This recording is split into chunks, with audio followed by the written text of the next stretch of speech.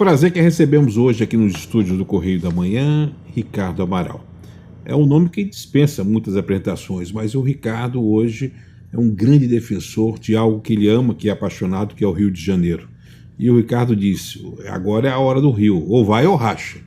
Esse é o momento do Rio, Ricardo? Nós temos que acreditar no Rio de Janeiro, trabalhar pelo Rio de Janeiro, dar as mãos pelo Rio de Janeiro, porque eu acho que nunca o momento foi tão propício para uma grande virada. O Rio já vinha muito mal, o Rio já tinha problemas muito grandes e a pandemia nos pegou todos de surpresa, quer dizer, não foi o Rio, foi o mundo. Mas essa soma de coisas, quer dizer, permitiram reflexões, permitiram que a gente pudesse fazer uma pensata sobre tudo, né? Quer dizer, não é um caso exclusivo do Rio, mas eu estou falando do Rio de Janeiro como Estado, né? E eu acho que tudo que se passou e o presente e as possibilidades futuras do Rio de Janeiro é o momento da virada agora. A bandeira tem que ser Rio de Janeiro. Nós temos que esquecer as bandeiras políticas. Nós temos que trabalhar com quem está aí, tá? E temos gente interessante, sem analisar profundamente ninguém. Nós temos pessoas interessantes que estão interessadas em virar o Rio de Janeiro. Então nós temos que dar as mãos. Iniciativa privada, as instituições, tá? Todos nós. Os nossos interesses estão todos voltados para cá. Tá? Esse jornal é um jornal do Rio de Janeiro. Tá? Embora seja nacional, mas é um Rio de Janeiro. O Rio de Janeiro é Brasil. O Rio de Janeiro é carente, mas é talentoso. O Rio de Janeiro é criativo. O Rio de Janeiro tem possibilidades incríveis. Eu sempre brinco que o Rio é a capital cultural do país. Quer dizer, sempre nós não deixamos de ser. Tudo bem, a questão política, Juscelino levou para Brasília, mas aqui está o centro de ressonância, a caixa de ressonância cultural do país. Se não acontece no Rio, se não faz sucesso no Rio, não tem sucesso nacional. É aquela coisa que existe. São Paulo, não estou criticando de São Paulo de jeito nenhum, quer dizer, São Paulo tem a sua... Até porque você tem DNA paulista, né? Eu, por acaso, nasci em São Paulo. Mas eu tenho prazer de Mas você sabe que o nosso governador nasceu em Santos, né? O governador Cláudio Castro nasceu em Santos também, por acaso. Não sabia, que era meu colega de estado, não sabia. Estou sabendo agora. E a gente briga, eu, por exemplo, nasci na Bahia. A gente fala que nós, que somos cariocas de coração e por adoção, conseguimos ser mais barristas do que quem nasceu aqui, né? A nossa relação de barrismo é muito mais acentuada, né? Você vê o Boni, que foi um grande carioca no sentido de ter feito essa maravilhosa Globo que nós convivemos durante tanto tempo e convivemos até hoje, mas enfim, o Boni é de Osasco, São Paulo, né? Tanta gente, tantos o carioca não tem certidão de nascimento, né? Ele tem coração. Eu acho que não, o carioca e você vê que essa pluralidade do Rio é tão grande que se reflete até nos veículos de comunicação, por o Rio ter sido a capital, não só do Império, como a capital do país, hoje capital cultural. Correio da Manhã, o Dia, Jornal do Brasil, o Globo. Você raramente vai encontrar um jornal que traga o nome Rio de Janeiro no título, porque eram jornais nacionais, né? Claro. E você pegou, Ricardo, exatamente um período onde o Rio estava deixando de ser capital da República, mas estava ainda com todo o centro de atividade. Qual leitura que você faz do impacto da mudança de Brasília para o Rio de Janeiro? Existe um movimento que quer colocar o Brasil com duas capitais, como vários outros países têm. Você acha que nós deveríamos criar esse conceito de cidade-estado, de cidade-capital, de Distrito Federal e trabalhar para que o Rio volte a ter esse status, ou não é necessário? Veja bem, eu acho esse movimento, quando nada, muito sadio, né? Se você pensar bem, embora a capital tenha se transferido para Brasília, o Rio nunca deixou de ser a capital do Brasil, de certa forma. Se nós pensarmos, inclusive, quer dizer, a grande movimentação política, ela é Brasília-Rio. Sempre foi, quer dizer, nunca deixou de ser. Mas também, a sede da Petrobras, onde é que fica? Que é a principal empresa brasileira e tal. O Rio de Janeiro, né? Se nós vamos pegar outras... o Rio de Janeiro tem edificações históricas, né, que dão a ele... Uma cidade capital de império, né? Você não tem isso. Essa sua experiência no exterior levou a você ter uma linguagem muito própria e uma percepção muito diferenciada no Brasil. Você fez sucesso em Paris, fez sucesso em Nova York, o Clube a sua ação como empresário do exterior. Como é que você percebia o Brasil lá de fora? Como é que eles percebem o Brasil? Eu tive uma chance de fazer um musical com o Constellation sobre o Jorginho Guinle. E o Jorginho era um elo dessa ligação desse grande mundo lá fora com relação... O Brasil sempre foi objeto de desejo de quem mora em Nova York, de quem mora na França, no exterior. Como é que eles enxergam ou enxergavam o Brasil na sua época? Bem, a minha percepção, que é uma percepção pessoal de vivência e tudo mais, é o seguinte, quer dizer, sem falar grandes novidades, mas nos anos 40, né, a década de 40 foi a década que o mundo descobriu o Brasil, né? O mundo veio para o Rio de Janeiro na década de 40. No pós-guerra, Carlos Miranda, todo mundo com baixo astral, precisava levantar algo parecido com o que ocorre, com o que vai ocorrer pós-pandemia, né? Precisava levantar o alto astral. É né? isso aí. E o Rio, então, naturalmente... O Rio de Janeiro era identificado mundialmente. Eu estava nascendo naquela época, eu nasci em 41. Então eu não vivia a época dos 40, embora eu tenha um interesse enorme pela década, e eu escrevi até um livro a respeito dela, né? Foi uma época muito rica, no sentido do pós-guerra, né? As movimentações, e mesmo durante a guerra, o Rio de Janeiro foi identificado como um must, né? O Brasil teve depois, quer dizer, logo depois, quer dizer, ele teve então ele tinha uma percepção internacional, por tudo que eu sei, por tudo que eu li, por tudo que eu vivi, que era o país que está florescendo e que deveria acontecer. Você, quando entra nos anos 50, né, você entra assim, na década de...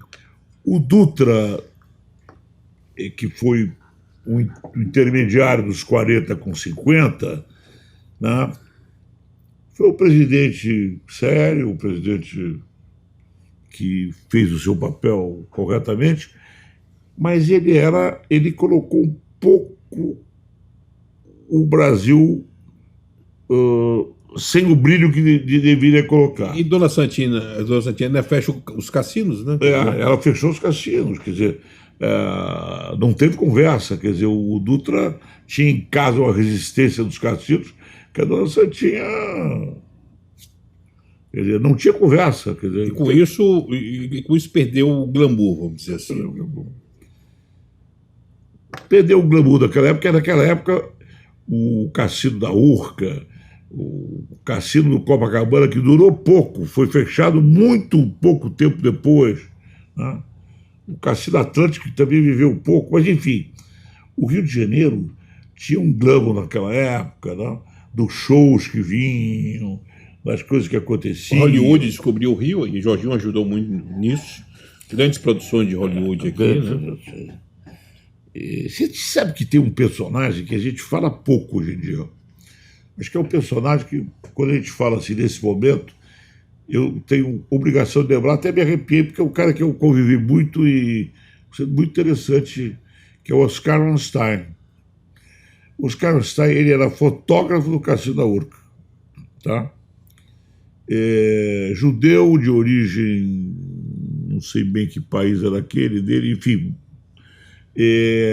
O sujeito assim, tinha uma percepção do sucesso, das coisas muito interessante. Dr. Otávio Guini contratou o Oscar Ornstein para o Copacabana Palace, onde o Oscar Ornstein era o operador real do Copacabana Palace, tá? Ele é quem mandava, entre aspas, quer dizer, no Golden Room, no Meia-Noite, nos grandes shows que vinham e tal e tal. Era o operador, ele tinha o cargo de relações públicas, mas na realidade não era relações públicas, ele era o braço direito do Dr. Otávio. Dr. Otávio Guini, que foi o criador do Copacabana Palace, ele era uma pessoa muito exigente. Ele era uma pessoa que ele circulava pelo hotel, tá? E olhava as coisas funcionarem, tá?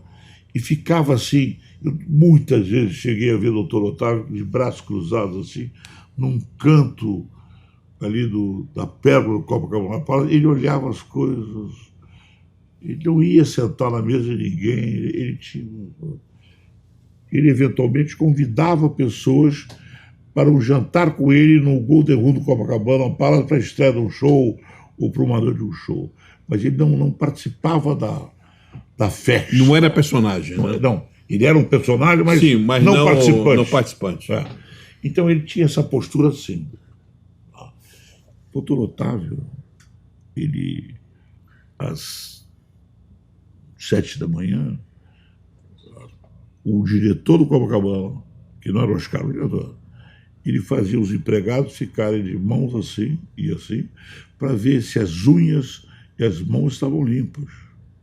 Era outra época, né? Era outro. O Dr. Otávio tinha essa excelência, né? E o Golden Room foi um centro de grandes atrações. De grandes atrações. A própria Nacional, graças ao Oscar. Mas tem um personagem também que interage muito com o Oscar, que é o Barão. Não, o pai do Medina, o Abrão Medina, que faz inclusive alguns o Abrão Medina, ele veio bem depois. Eu acompanhei bem.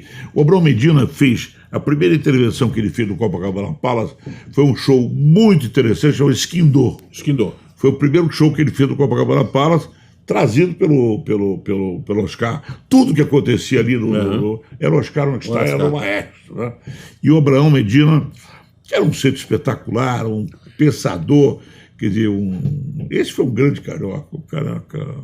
Você sabe, eu vou confidenciar a você, eu conheci o Oscar já no final da vida dele, como eu tive a sorte de começar muito jovem, eu fui apresentado ele para o Zé Eduardo Guinle, um grande amigo nosso, e o Zé Eduardo, na época, me apresentou, e eu tive a chance na Bahia de receber o Oscar, quando ele estava fazendo uma turnê com a grande dançarina de flamenco, e eu tive a sorte de assistir esse espetáculo na coxia do teatro, ao lado do Oscar Ornstein, no Teatro Castro Alves, em Salvador. Qual era o show? Era uma dança, me foge o nome, mas era uma grande dama do flamenco, uma grande dançarina, que foi uma das últimas produções de vida dele, que ele correu o Brasil com esse show de flamenco, essa grande artista espanhola, que me foge o nome agora, e eu tive a chance, garoto, eu apoiei o Oscar da divulgação em Salvador, de assistir a peça na coxia do Teatro Castro Alves. Agora, o Ricardo, vou pegar essa transição para a década de 50 e essa importância que os hotéis tinham como equipamento. Hoje você tem o Copacabana como um ícone, você tem o Fasano, você tem o Fairmont, mas você tem o Fairmont reeditando o glamour que foi o Rio Palace. O Rio Palace foi um hotel que foi um grande destaque também na noite do Rio. Né? Tem até uma história engraçada, não? Do Rio Palace, não? O Rio Palace, que foi feito com muito carinho pelos irmãos Oriville, que eram donos da Veplan, eles fizeram aquilo, realmente, eles tiveram assim fizeram um trabalho excepcional, que o Copacabana imperava no Rio de Janeiro até então. Claro que teve um determinado momento que eu até vivi pouco, mas eu peguei o finalzinho. O Hotel Glória tinha seus momentos de glória, tinha outros hotéis que tinham assim, uma certa tinha o Ouro Verde, que agora tem outro nome na E Atlântica. também a gente não pode esquecer do Hotel Nacional com o Zé Não, Tiju, Hotel Nacional. que foi Claro, um claro, marco claro. da Sabe quem foi trabalhar no Hotel Nacional? Oscar Einstein. Oscar não está. Mas, enfim. Eu tenho uma reportagem que eu reproduzo, vamos dizer, o dia da inauguração, onde o Oscar e o Caribé da Rocha interagem na questão do... E eram dois órfãos do jogo, do cassino. Tanto Exatamente. o Caribé da Rocha Exatamente. quanto o Oscar. E na época, com aqueles grandes salões de espetáculos, o Zé Tiju traz esse glamour aqui para São Eu Conrado. tive grande prazer de conviver muito com o Oscar e pouco com o Caribé, mas também com muita... E o Glória com o Zé Tiju, né, que foi o Nacional. Não, eu tô falando, e o Glória com, desculpa, o Nacional com o Tiju, e o Glória também com seus salões com o Tapajós, que foi um grande nome também da hotelaria. Hoje falta esses personagens da hotelaria nacional. Faltam os personagens, quem sabe estão surgindo novos aí e tudo mais e tal. O mundo mudou muito, né? Mudou muito. Tudo mudou. Agora, Ricardo, uma coisa que você entende é essa questão do alto astral e da qualidade de vida. Quer dizer, você sempre foi uma pessoa que surfou e que desenvolveu bem isso, inclusive resgatando uma coisa que era a noite. Você conseguiu não só criar um blend diferenciado para a noite, que acabou te levando para Nova York e acabou te levando para Paris.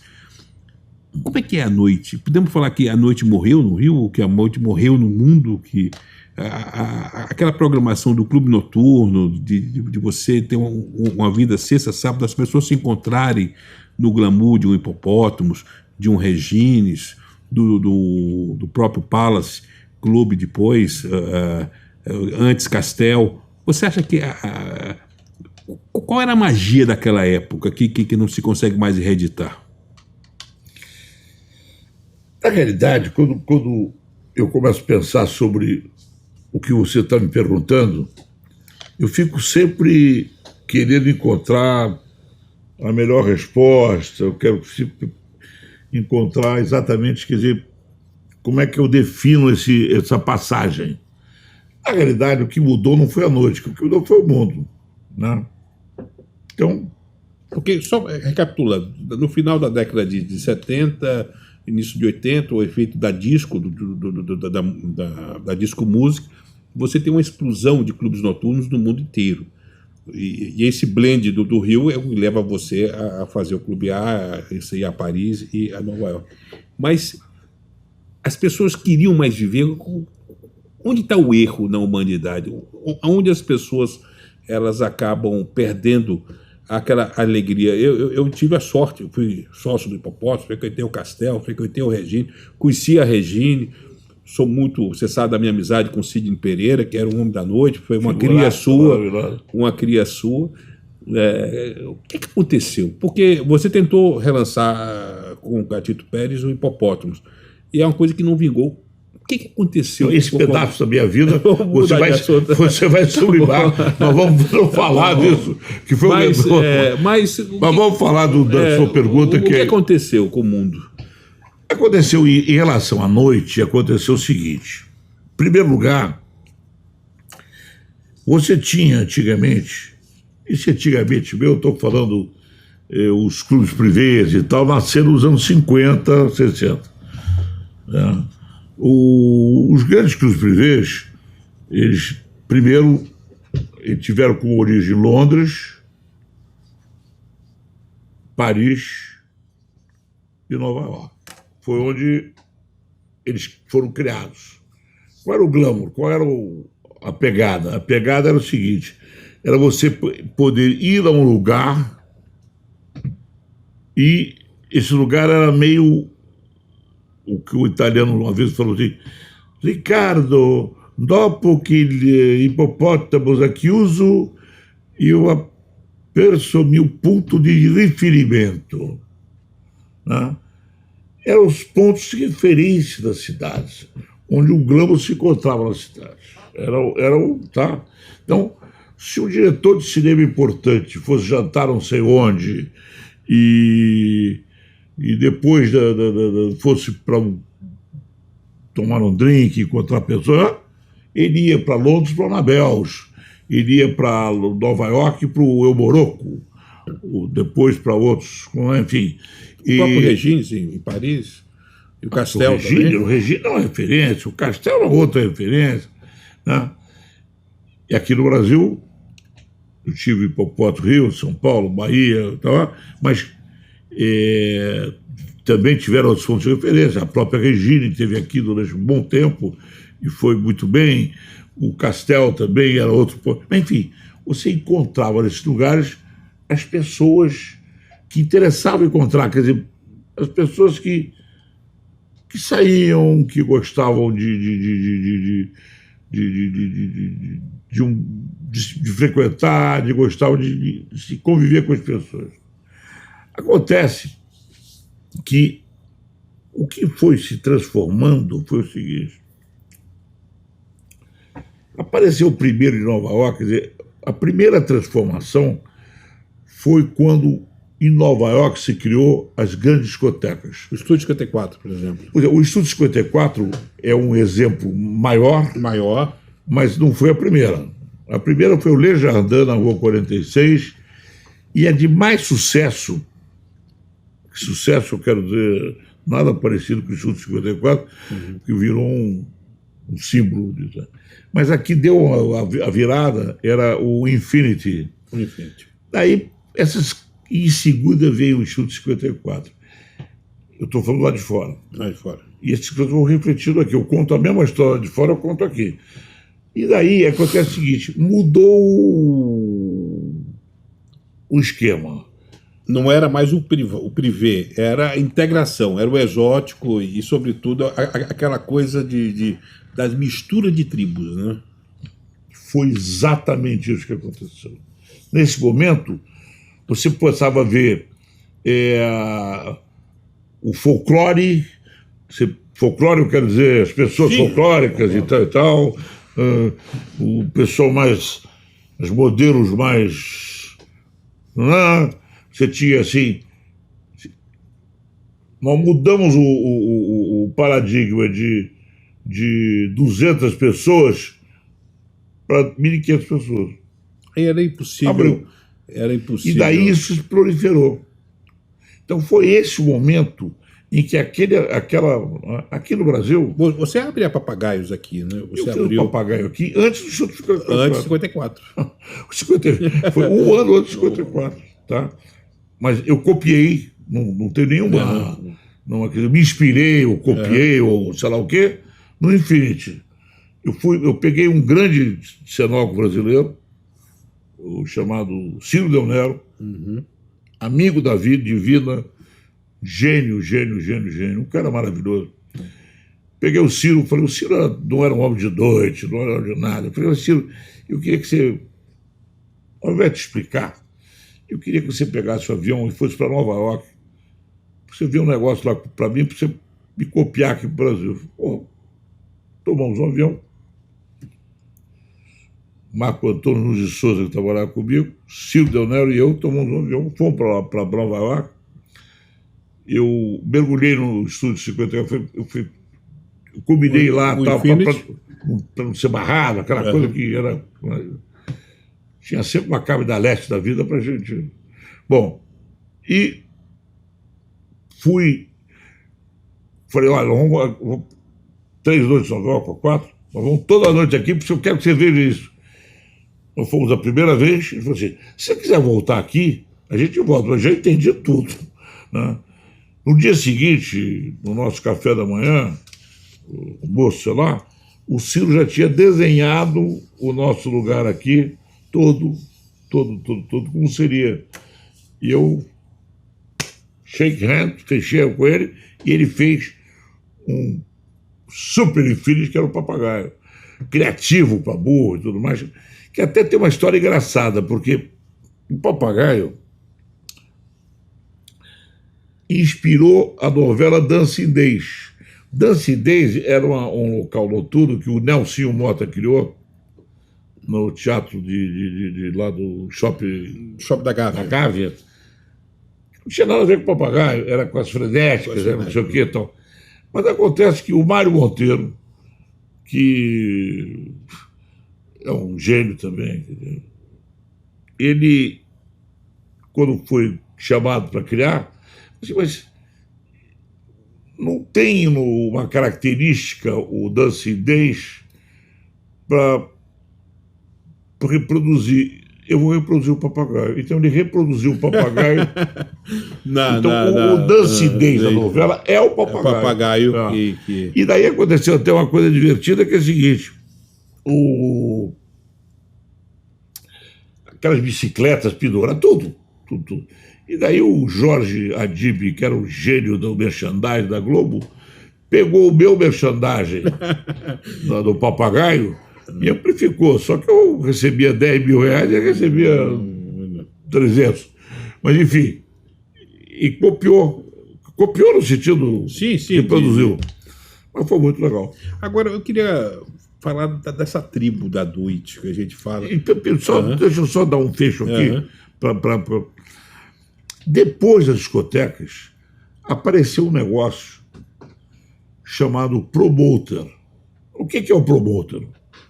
O promoter é um sujeito que tem um relacionamento com uma tribo A, B, C, D, tal, uma tribo, tá?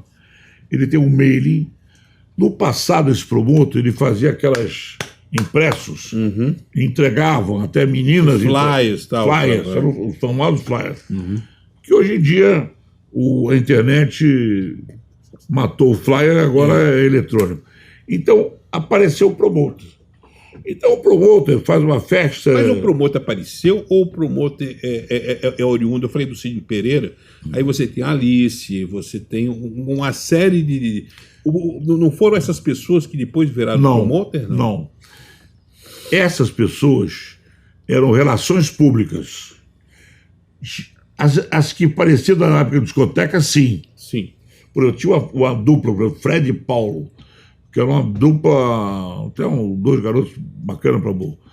Esses dois aí, eles viraram promoters, tendo nascido com o da discoteca. Alguns nasceram ali, mas outras foram, por exemplo, essa menina Carla Sampaio, por exemplo, que faz muita coisa, etc. Ela trabalhou no Banana Café. Ela, enfim, todos eles tiveram um início de network com... E depois... Como é que eram as tribos do Brasil? Nós estamos falando para o Brasil inteiro, porque é interessante, porque houve uma explosão. Você tinha um IPO de São Paulo, o IPO da Bahia, o IPO do Rio de Janeiro, e havia uma coisa muito curiosa, que a Bahia, né, eu sou baiano, a gente se conheceu em Salvador no IPO, daquele período aconteceu um fato muito interessante, que a Bahia acabou herdando um pouco dessa noite carioca, porque tinha o IPO e tinha o Regines. A Bahia teve um Regines, era inacreditável, porque o Meridian, na Bahia, criou um clube que só tinha em Paris e eu, no Rio. Eu, com peito enorme, fui lá e fui concorrer com a Regines. O Regines com um grande sucesso lá no Alton Palace, no Bahia. Como é que eram essas tribos nas suas... o IPO da Bahia tinha uma tribo, as estátuas, estofados, era a mesma casa, mas tinha um povo diferente, né? Na verdade, eu tive a oportunidade de fazer hipopótamos em diversos lugares, como Recife. Quer dizer, a história do hipopótamo foi São Paulo, Bahia, Rio, Buenos Aires e Recife. Na verdade, quer dizer, eu operava diretamente o Rio e São Paulo, e eu tinha na Bahia o Sidney, depois tive outras pessoas, e na Bahia, lá em... Você teve aqueles irmãos Pedreira, né? Exatamente. Depois tive lá, enfim, outros operadores em Recife, outros operadores em Buenos Aires. Então, quer dizer, na verdade, quer dizer,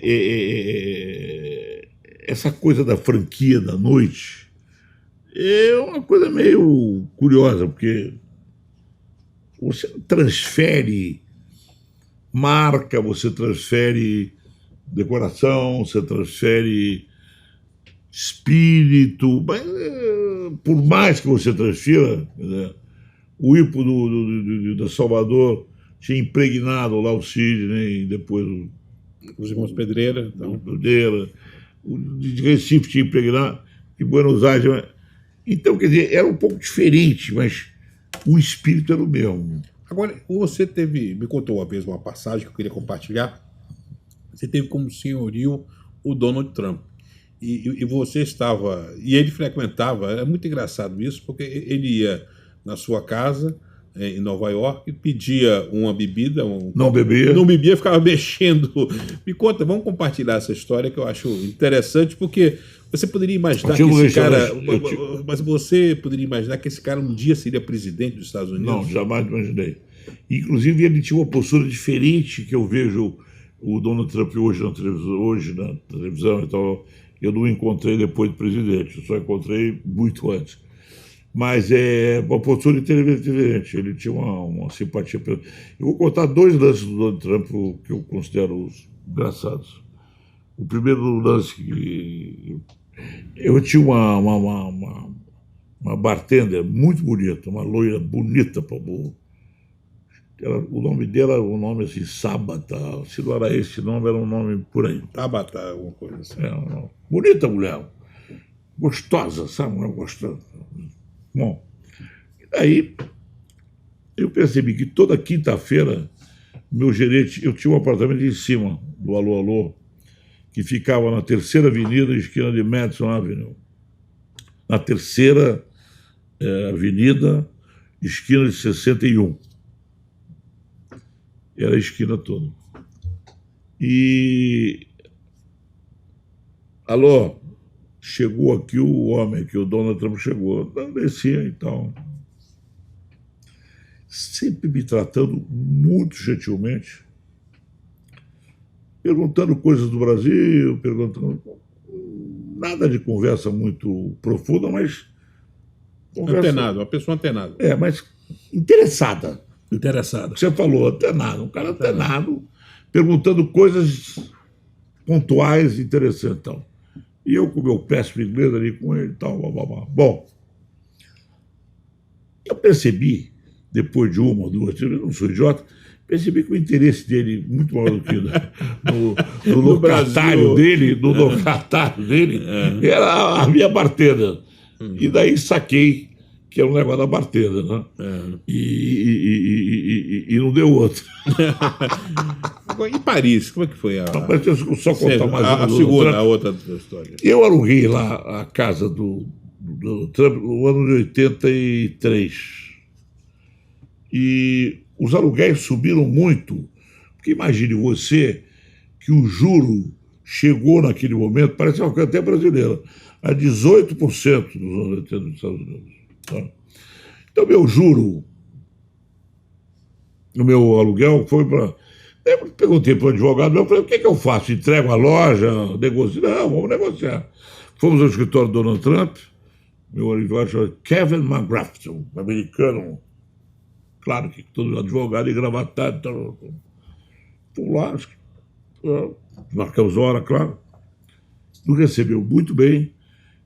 Teve aquela conversa social, blá, blá, blá, blá, que o Kevin falou mais que eu, ele perguntou umas coisas para mim, mas o que vocês querem? Como é que é o negócio? Tal? Bem objetivo.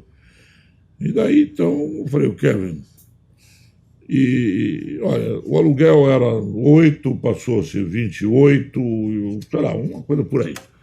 E como é que faz e tal, blá, blá, blá, blá. Vamos reparar isso. Como é que é essa história? Vocês têm o contrato aí? Temos. Bom, peraí, saiu da sala, passou 10 ou 15 minutos fora, voltou, falei, está resolvido, o aluguel passou a ser 8. Uau! Mas não foi negociação, foi uma conversa muito objetiva, muito clara, que eu guardei do Donald Trump uma boa reputação, no sentido de ser um bom landlord, Paris. um bom negociador. E Paris? Como é que entra Paris na sua vida?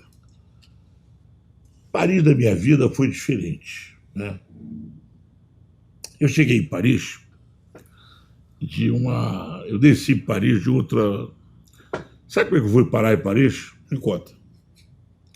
Uma vez, o Oscar Onstein me telefonou e falou: Ricardo, você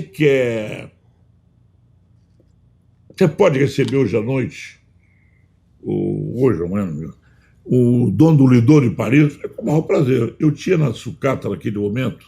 Sucata era uma boate, para quem não está. Né? Era uma boate que eu tinha na Lagoa, né? Que depois virou Papagaio, enfim, é lugares sentados, negócio de. Bom, você quer receber na Sucata hoje o dono do Lido e tal? Faz essa gentileza. Então, claro, com o maior prazer. Eu fui lá receber o Oscar, que estava com José Fréricot, que era o dono do Lido de Paris. Ele e a senhora dele. Eu e Gisela também, sentamos, um casal maravilhoso, buscar. Ele ficou encantado com os shows das mulatas do Sucata. Passou-se alguns anos, eu não saberia precisar quantos, mas não é 1 ou 2, não, um pouco mais. Me liga o Oscar Stein, já nesse momento, trabalhando no Hotel Nacional com o Tijusto. Lembra do Cléricot, que teve no Bibi? Lembro. O Lido de Paris está no Champs-Élysées e está mudando para o mesmo Champs-Élysées, para o mesmo lado do Champs-Élysées, para uma loja mais acima. Daria para você estudar e fazer lá alguma coisa? Eu falei, porra, tudo que eu estou pensando na minha vida, porra, tá falando com... Né? Bom, conclusão geral, o Cléricot mandou 2 passagens de Concorde e foi o seu Oscar Einstein, tá, comigo para Paris. E eu levei junto com a gente um grande amigo meu, um cara maravilhoso, chamado Chico Araújo Lima, que é um advogado, é um cara completo, tem uma formação fiscalista, é um cara maravilhoso. Fomos lá. Chegamos lá, o Cléricot nos recebeu maravilhosamente bem, nos levou na sala, eu fiquei encantado. Né? E ele queria o show das mulatas do Sargentelli do Lido. Mas eu não queria. Do Sucata lá no Lido. Ele queria. Mas meus olhinhos já estavam. brilharam para outra coisa. Então, daí, ele não entendeu até hoje como é que foi, mas enfim. Daí eu fiz o seguinte: eu peguei 8 mulheres lindas, aquela Marlene do Planeta, aquela que saía da banana, aquela. Acho que é Lígia. Enfim. Peguei 8 mulheres maravilhosas, peguei 8 Zicroquetes, Carlinhos Machado, Paulette, tal. Fiz uma trupe e inventei em Paris uma coisa inédita que nunca foi repetida, tá? Que eu inventei o seguinte: eu inventei uma casa noturna que era uma mistura de cabaré, de discoteca, de grande animação, entendeu? Que era um happening. Era um happening. Uma celebração à vida, né? E nós utilizávamos o palco do antigo Lido para ser o complemento disso tudo. Você está entendendo? Porra, foi um sucesso, caceta. Foi um negócio maravilhoso, maravilhoso. As condessas, todo mundo queria participar da festa, né? Foi um negócio sensacional. Quem está vivo, muitos morreram, principalmente os homens, mas quem está vivo e está muito bem é o Zé Reinaldo, né? Que eu tenho até visto ele na internet fazendo umas coisas, não? E o Zé Reinaldo, ele fez um sucesso aquela vez para Louco. Naquele momento... Só vou contar um parênteses. Você sabe que está na minha mira para o espetáculo. Eu quero voltar a produzir musicais. E eu chamei ele para organizar Depois eu te conto em off aqui, e mais tarde, no futuro, quando tiver. Eu quero saber. Eu conto para o telespectador. O Zé Reinaldo é um talento. E ele fez sucesso então em Paris. Ele foi. Muito sucesso, muito sucesso. Nunca vou esquecer que a Condessa de Rochefoucauld, que era uma personagem de Paris, recebia para as grandes festas e tal. De uma família que vinha a Comtesse Rochefoucauld, assim, où est le sympathique brésilien que j'adore. Então eu tinha que chamar ele no camarim para vir, ela queria dançar com ele, entendeu? Ele fez um sucesso enorme, pai.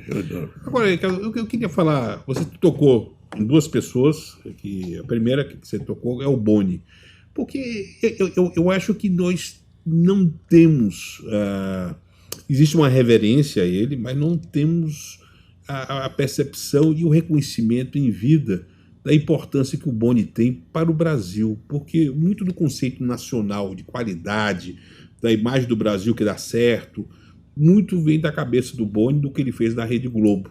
E eu acho que você tem uma relação muito próxima. Aliás, você estava na casa do Boni quando você vem para aqui nos encontrar. Aqui E fala um pouco dessa sua amizade com o Boni e da importância que o Boni tem para o Brasil. Você não acha que o Boni mereceria e merece um reconhecimento proporcional ao que ele fez pelo país? E pelo que ele fez...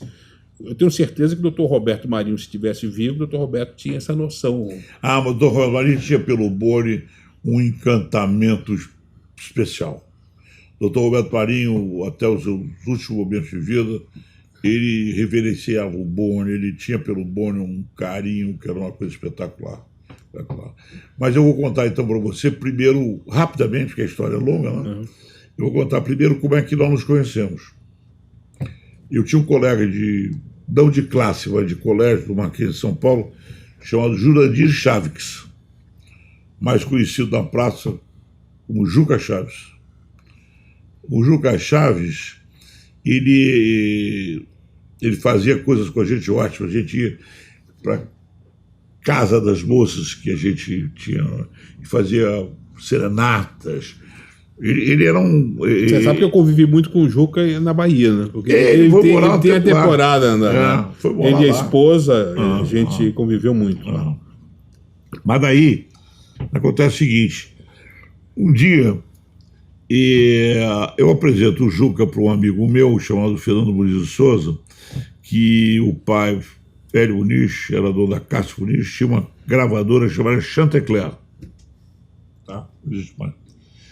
E o Juca gravou um 78, na época que ele... uma música de lado. E como eu tinha feito essa gracinha com o Juca, e ele não tinha uma relação ótima e tal, o Juca gravou esse disco e ficou muito grato a mim. Então. Em seguida, Aracide Almeida... Olha que história, hein? Aracide Almeida, para quem eu apresento o Juca Chaves, ela diz o seguinte: esse rapaz é muito bom, esse Narigudinho é muito bom, esse cara. Então ela falava de um jeito que estava muito especial, né? Olha aqui, e ela levou ele para a RGE, a famosa gravadora do passado, a RGE. E a RGE topou gravar um disco com o Juca Chaves. E o Boni fez esse disco como produtor, que chamava-se As Duas Faces de Juca Chaves. Estou falando de 1957, 8. Não é 60, não, é para quem? Bom, ou seja, 62 anos atrás. Muito tempo atrás. Vamos, estou falando de histórias que quem está escutando, não tem o menor... Mas confusão geral. Daí, esse disco chamou-se As Duas Faces de Juca Chaves. De um lado são modinhas, que ele fazia modinha muito bem, faz modinha muito bem, e de outro lado sátiras e música. Tinha aquela Voar, Voar, Voar, sou o presidente Bossa Nova, do Luchelino, da filha dele e tal. E tinha uma música chamada Nós os Gatos, que era a exemplo de Ricardo Amaral, sou um gato social, um bichano disputado no telhado, e daí. Música essa que até hoje eu canto em parceria com o Boni. Quando estamos assim com um grau etílico importante e resolvemos recordar coisas do passado. Mas enfim. E aí você se conhece ali. Eu conheço o Boni. Né? Tinha até uma história aí, que obviamente é uma história carinhosa, que o nosso Jorge Adib, fantástico, o Jorge Adib. E o homem que internacionalizou a Globo, inclusive. Foi um cara... O Jorge Adib, ele era um ser sensível, um pouco mais velho que a gente e tudo mais. E o Jorge tinha uma história que o Boni criou uma disputa entre nós dois, né? Quem era o mais antigo amigo do Boni, né? E o Jorge fazia uma conta que ele era o mais antigo. Mas o Boni gostava de brincar, para estimular a brincadeira e tal, de dizer que eu era mais antigo. Então, mas nós lutávamos por essa antiga amizade, mas lutava de uma maneira muito gostosa. O Boni mudou. O Boni de 57, 58, para o Boni, que estava até há pouco tempo que você estava na sua casa, é o mesmo Boni, ele conseguiu ser a mesma pessoa com os amigos, passando por todo esse sucesso de fazer a maior rede de televisão privada latino-americana e uma das 5 maiores do mundo? Olha, eu quero dizer para você uma coisa curiosa, quer dizer, ninguém é o mesmo depois de muitos anos. Não existe... Eu não conheço ninguém que tenha sido exatamente o mesmo. Eu tento preservar, quer dizer, faço naturalmente, preservar minhas características básicas de sempre. Mas às vezes enxergo em mim mudanças importantes. O Boni é um cara que tem... Claro que a cabeça dele mudou muito, ele fez tanta coisa, ele, enfim, passou por tantos momentos interessantes e momentos... Mas o Boni, ele tem o amigo Boni. Eu nunca trabalhei com o Boni. Fizemos depois o guia junto. Sim, parcerias. Parceria. Nunca trabalhei com o Boni, né? Mas nós temos um sentido de amizade, nós dois, que ela é exatamente do início da nossa amizade.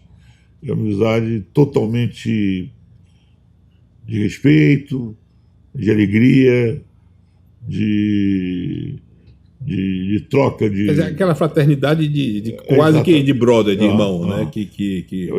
Talvez até o fato de eu nunca ter trabalhado com ele, talvez até tenha ajudado a preservar isso, porque às vezes o dia a dia pode ser desgastante. E o Boni é um chefe implacável. Eu diria para você o seguinte, todo mundo fala aí vinhos, Boni, vinhos, comida, não sei o que e tal. Tem muita gente no Brasil que tem muita gente.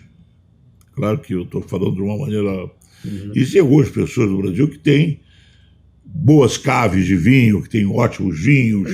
Exatamente, você está pegando o ponto que eu queria colocar, quer dizer, hoje aparece muito mais um lado, vamos dizer, folclórico, desse tipo de padrão de vida que ele tem e que tem direito, que ele conquistou, quer dizer, não roubou, é fruto do trabalho dele, do que as milhares de pessoas que ele ajudou, a coleção de atos humanitários que o Boni teve com artistas que estavam com dificuldade e muitas vezes sem ser o cofre da Globo, usando o próprio recurso pessoal. Então, ele como um ser humano, ele tem uma história que eu acho que precisava ser resgatada ou contada. Eu acho que você falou uma coisa bonita e efetiva. Eu acho que isso tem que ser melhor contado, né?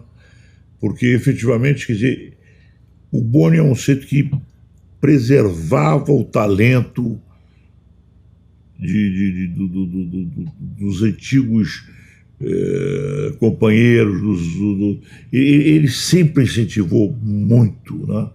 Quer dizer, uma ligação dele com o Chico Anísio, por exemplo. O Chico Anísio é outro que o Boni, quer dizer, o Chico Anísio, se você pegar e olhar a escolinha do professor Raimundo, né, que era uma coisa a menos importante para o Chico, porque era uma divisão de trabalho com muitos outros atores, mas você vai pegar, o Chico trazia exatamente os grandes talentos do rádio, do começo da televisão e tudo mais e tal, alguns lançamentos, mas o Chico, ele tinha essa coisa. E o Boni sempre entendeu muito o Chico. O Boni, ele tem essa coisa de ser o paizão. Ele foi o grande paizão, quer dizer, além do talento, além da forma de ser, ele foi o grande paizão Pois dos é, artistas brasileiros. e eu acompanhei eu falo isso porque eu acompanhei o processo de transição, a chegada da Marluce, Dias da Silva, enfim, o próprio o distanciamento do Dr. Roberto, e vivi, infelizmente, uma aparente demonização do estilo Bond de fazer televisão, e está aí hoje a Record batendo nas raias da Globo. Mas eu queria falar, estamos quase chegando ao final da entrevista, sobre uma outra pessoa que você citou uma única vez, que é uma pessoa que eu tive a oportunidade de escrever um artigo sobre ela, que ninguém acreditava que um dia ela pudesse ir embora, que é a nossa Gisela Amaral, sua esposa. Como é que você conheceu a Gisela? Como é que nasceu? Porque em determinado momento não havia mais nem o Ricardo e nem a Gisela, os dois formavam um só, né? Como é que vocês se conheceram? Como é que surgiu? Agora eu dei uma arrepiada aqui, né? Normal. Eu conheci a Gisela numa festa uma vez, num jantar, na casa da Maria das filhas do Carlos Chagas. Dona Ná. Do governador Carlos Chagas? Não, do jornalista Carlos Chagas? Não. Também não. Chagas era o cientista. O cientista, o médico, certo. Médico, né? Uma das filhas é a Silvia Amélia, mas a Silvia Amélia já estava morando, não estava presente. Né? Maria da Glória, hoje Antite, que é a filha dele, que estava dando um jantar numa casa que eles tinham ali como é que chama a rua que liga Ipanema, Leblon, a Copacabana. Bom, e essa fera ia para a Europa passar uma temporada. Então, naquela época se passava temporada na Europa. Hoje em dia você vai passar 3 dias, enfim, 10 dias. Bom. Que era um ritual, né? 2 meses. 3 meses. Viagem era uma viagem. Casa em Paris. Então. Mas da Glória dá um jantar e tal. E eu estou conversando com a Vivi Nabuco e com a Nininha Magalhães Lins, e que eu tinha conhecido através de Samuel Weiner, que foi um personagem importante da minha vida. Porque você teve na Última Hora, né? Você vem para o Rio com a Última Hora. Né? Daí eu estou conversando com as duas, e daí eu pergunto, eu não me lembro bem para qual das duas, quem é aquela moça ali, magrinha, com aquele cabelo assim, então? Aí é Gisela Amaral. Pouco depois, eu pergunto como é que é o nome da Amaral, porque o Amaral, obviamente, Gisela. Na terceira vez que eu pergunto, uma das duas foi lá e pegou a Gisela, trouxe aqui e me apresentou. Aí começou tudo.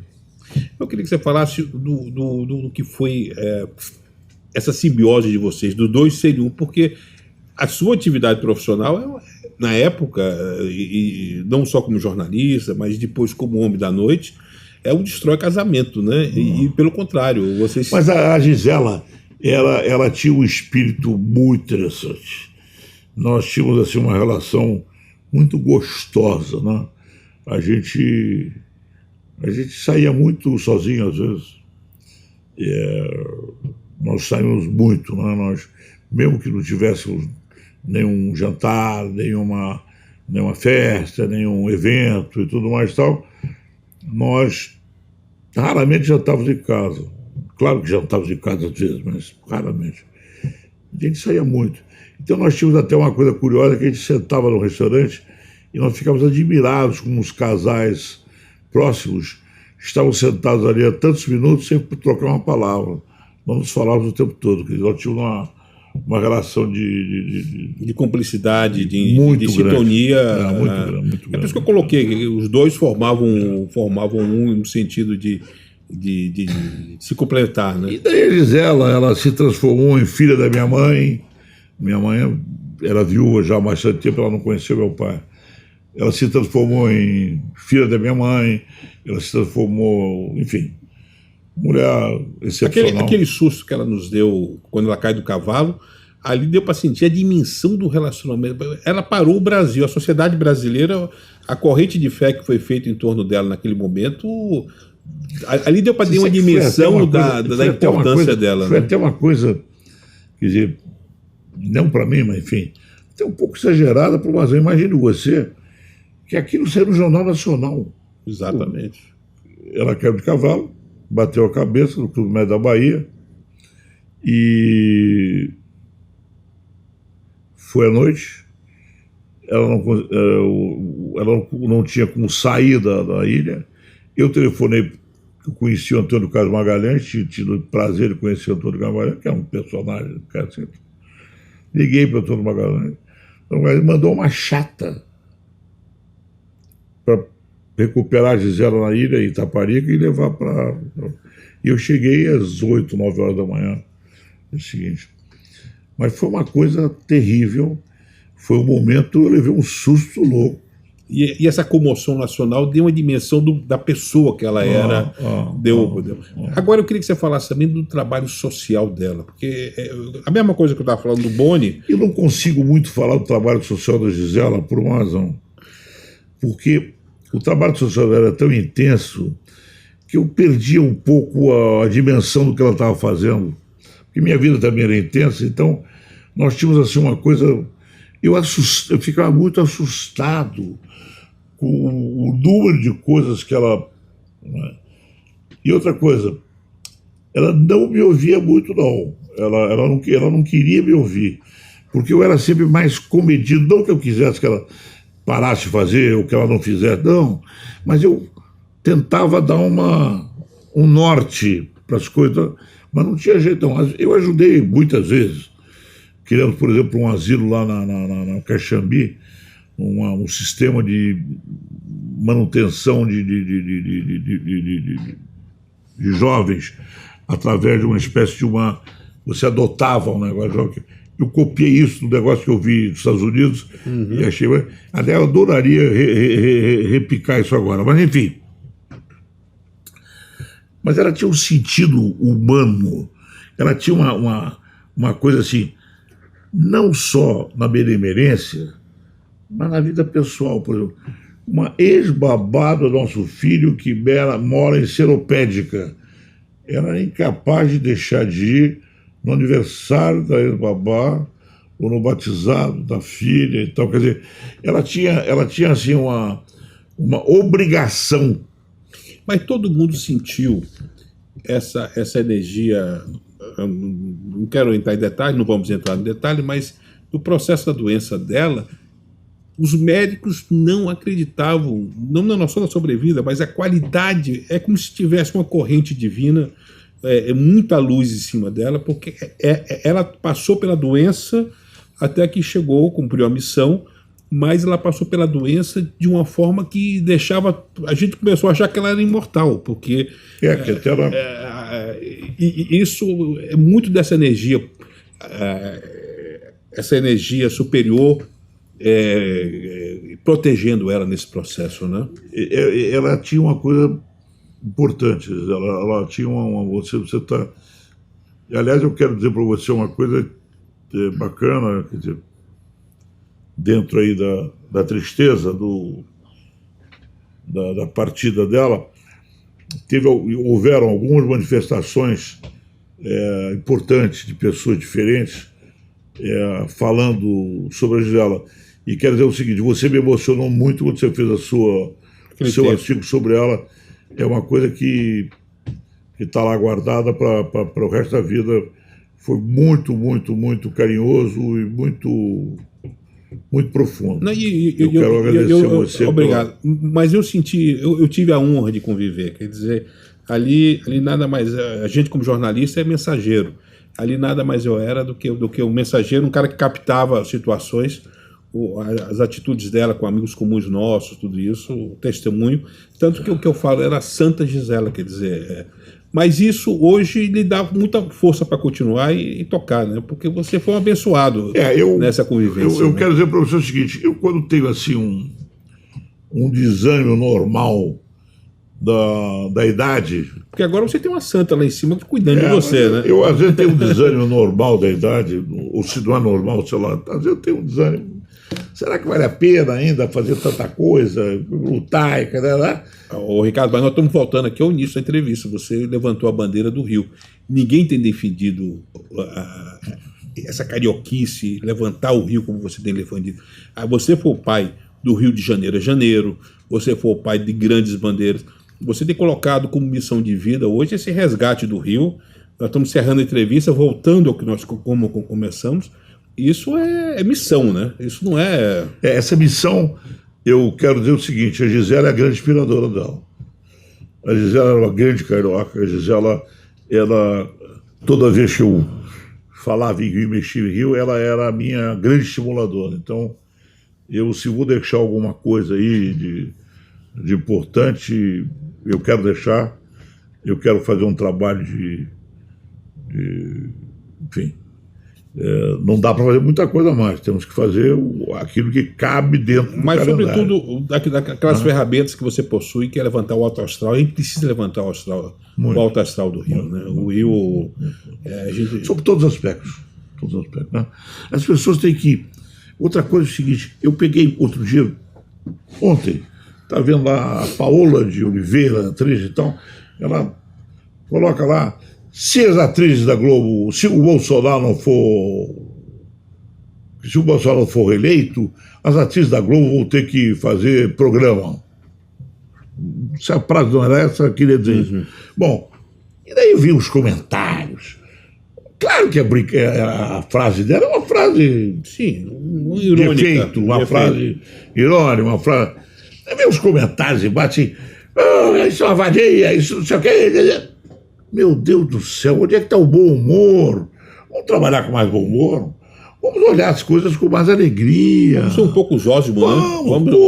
Vamos ser um pouco maravilhoso, porque eu tive a oportunidade de compartilhar tanta coisa. E que tinha esse humor, quer dizer, ele encarna, o Anselmo de vez em quando tenta, mas o Zósimo tinha esse humor, sobretudo esse humor bairrista com relação ao Rio, né? Eu adoro pensar no Zósimo e adoro a convivência com ele, assim como também eu me considero um discípulo de Sérgio Porto, que era era um crítico social com um bom humor maravilhoso, né? Ele criticava elogiando, quer dizer, a pessoa achava que está sendo elogiada, era de um sarcasmo espetacular. Alô, mas é isso aí que é importante na vida, você conseguir extrair, né, o humor das coisas, porque a vida, se ela for levada no ferro e fogo da tristeza, é muito chata. Vamos tratar, vamos sorrir mais. Vamos comemorar. Vamos comemorar, estamos vivos aqui. Ricardo, muito obrigado. Esse bate-papo, o objetivo é esse, dessa conversa com você não poderia ter sido diferente. Eu acho que a gente está fazendo essa série abrindo com chave de ouro, mas, sobretudo, vamos, pós-pandemia, quer dizer, nós estamos vivendo vacinados, apesar do distanciamento, mas nós estamos precisando recuperar. O pós-pandemia vai ser um pós-guerra. Ou seja, vamos recuperar esses anos 40 que você ama, a década que você nasceu, no sentido... E se tem um lugar para festejar no mundo é o Rio de Janeiro. Né? Vamos festejar a vida. Eu não tenho dúvida disso. Eu não tenho dúvida disso. E nós temos que ter total desinibição e grandiosidade para transformar o Rio de Janeiro no que ele tem que ser, né? E acreditar. Eu acho que existe hoje tudo que nós passamos e papapá, né? Eu acho que existe hoje um espírito no ar de diferentes pessoas, de estarmos juntos para fazer uma coisa bacana. E bom, tá. E o Ricardo vai contribuir muito, nossa grande parceria. Ricardo, é uma honra ter recebido. Agradecer a nossa Gisela, que está lá em cima, nos aproximando, minha grande amiga, pessoa que faz parte das minhas orações, mas, sobretudo, dizer, você hoje, com a tua bagagem e a tua experiência, você é um elemento, um gênero de primeira necessidade. O Rio hoje precisa de você e você tem a responsabilidade muito grande de recuperar depois da pandemia, de tantos amigos que nós perdemos na pandemia, a gente recuperar esse alto astral com a chegada de uma fase, de uma nova normalidade, vamos dizer assim, e que a gente tem que comemorar a vida, e nada melhor do que o Rio para comemorar. Muito obrigado, Ricardo. Olha, eu quero também, primeiro, aquele famoso agradecimento estar aqui, mas eu queria mais que isso, quer dizer, eu quero efetivamente cumprimentá-lo por que você tem feito, por trazer de volta o Correio da Manhã, que é uma coisa tão importante, tão emblemática, né, para o Rio de Janeiro, para o Brasil. E cumprimentar também pela desenvoltura que você tem estado à frente do seu projeto, né, que ele tem uma penetração hoje absolutamente incrível, né, mas não é por acaso, né? Isso é trabalho, isso é amor ao Rio, isso é talento, é uma série de coisas aí juntas que delas tem um bom resultado. Muita insônia também, cara.